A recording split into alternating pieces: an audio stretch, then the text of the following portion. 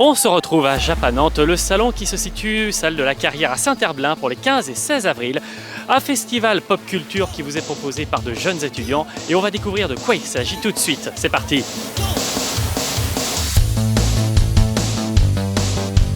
Je suis avec François qui est président de l'association Japanante qui a contribué à monter ce salon. Et alors François, est-ce que tu peux nous parler un petit peu de qu'est-ce que Japanante ? Eh bien, Japanante, on est une association qui est composée d'une vingtaine d'étudiants à peu près. Et chaque année, on essaye d'organiser un événement basé sur la culture japonaise pour que tout le monde puisse découvrir un aspect particulier de cette dernière. Voilà, donc ça s'organise sur un week-end actuellement à la salle de la Carrière à Saint-Herblain. Et c'est cool, venez. Petit coup de cœur en baladant sur le salon, je suis tombé sur un stand super sympa avec un artiste et on va vous en parler un petit peu. Alors, est-ce que tu peux nous dire qui tu es déjà ? Alors moi c'est Akage en nom court ou Akage Sensei. Akage qui veut dire en gros roue en japonais, voilà tout simplement. Donc toute une charte graphique basée sur le fait d'être roux, je joue avec ça, et puis voilà, de l'autodérision, de l'humour. Le salon, ce que j'aime beaucoup, c'est le contact à la fois avec le public, le grand public, mais aussi avec tout ce qui est les collègues, on va dire toutes les personnes qui exposent. Souvent, je dirais qu'il y a un réseau un petit peu interne d'exposants artistes. Et moi j'aime beaucoup, il y a une convivialité, il y a une vraie entraide entre tout le monde. Et moi, étant donné que je travaille tout seul chez moi devant mon PC, et ben c'est ma petite dose de social qui revient régulièrement. Donc il y a vraiment cet aspect où je suis enfermé dans mon bureau, tout seul devant mon écran, mais sur Twitch quand même pour pouvoir échanger avec les gens. Et les conventions qui me permettent vraiment de montrer mon travail et voilà, tout ça.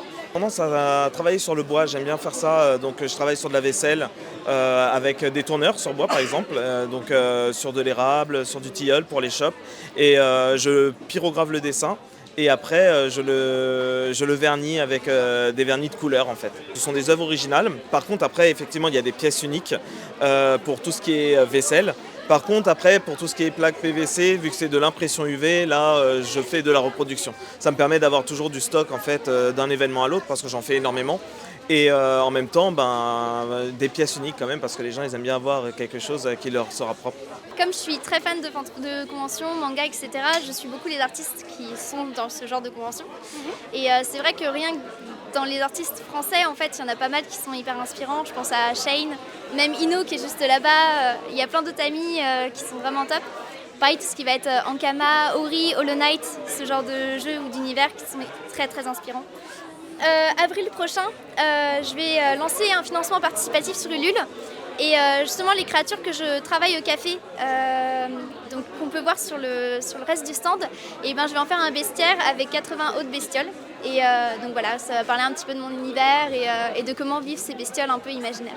On peut aussi trouver des petits torii, des grands torii. Et alors, qu'est-ce qu'un tori ? C'est ce qu'on va voir avec le sergent Guimau. Ce sont des portails japonais, des portails traditionnels qu'on retrouve normalement en très grande taille au Japon.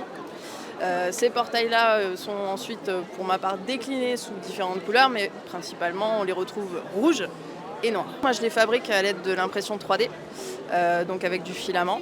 Moi je les décline avec tous les filaments que je possède, donc principalement sur une variante de violet, de bleu, de rose, mais on a pas mal de couleurs à mon actif.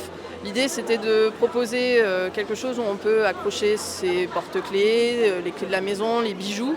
Voilà. Au départ, c'était mes présentoirs. Puis au final, les gens m'ont dit moi aussi, je vais accrocher mes clés. C'est plutôt une bonne idée. On y retrouve aussi du cosplay. Et alors justement, 2 très beaux exemplaires. Alors est-ce que vous pourriez me dire comment vous vous appelez et alors surtout, en quoi vous êtes cosplayé aujourd'hui ? Alors du coup, moi c'est Justine, lui c'est mon compagnon Rémi. Et alors, il n'y a pas beaucoup qui ont la ref, mais du coup c'est Boxman dans The Evil Within, un jeu d'horreur qui est très connu et que j'adore et qu'il adore forcément.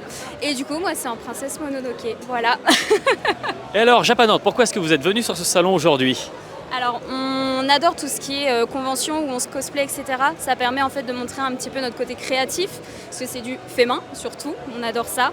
Et on ne connaissait pas forcément Japanante, on connaît plutôt Art to Play, et forcément de fil en aiguille, ça a fait que l'association, on l'a connue grâce aux réseaux sociaux. Et voilà. Japanante, c'est aussi une touche gourmande et très culturelle.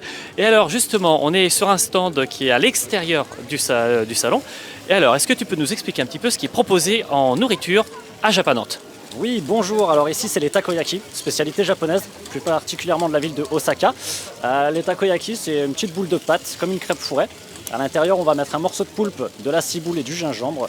Pour ceux qui n'aiment pas le poulpe, j'en fais aussi au fromage aujourd'hui. Et alors d'un point de vue technique, est-ce que tu peux nous expliquer comment est-ce que tu cuisines ce repas? Oui, alors ce repas est cuisiné sur un type de plancha. C'est juste la forme des plaques qui va être différente. Les plaques vont être forgées en demi-sphère, ce qui nous permet de faire des boules de pâte. Alors c'est comme une pâte à crêpes, donc à la base c'est tout plat. Et on va venir tourner ça avec des petits pics. Et puis voilà, que dire d'autre du coup oui, c'est à voir. Si vous ne connaissez pas, tapez takoyaki dans Google, vous allez halluciner. Vous l'aurez compris, Japanante, c'est donc de la nourriture, du souvenir, des cadeaux, plein de belles choses à voir et à découvrir, plein d'exposants très variés et très diversifiés.